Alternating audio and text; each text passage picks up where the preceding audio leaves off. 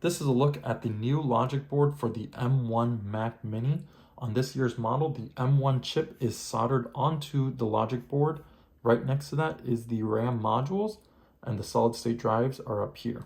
So again, this year's model features nothing that is user upgradable.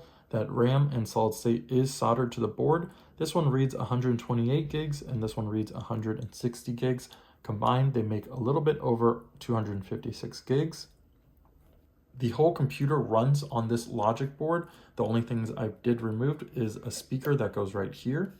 The speaker connector is right here. There are some Wi-Fi and Bluetooth and antennas that connect here. The power supply connects here.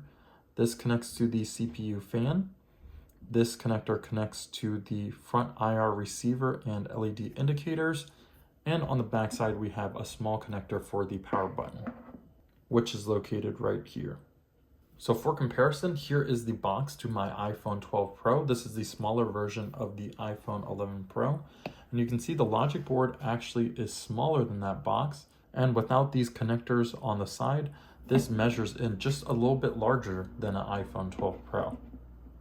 Thank you guys so much for watching. If you guys did find the video helpful, please hit that like button. Leave your comments down below. Let me know what you guys think of this year's Mac Mini. Subscribe to my channel for more tech videos, and I will see you guys in the next one.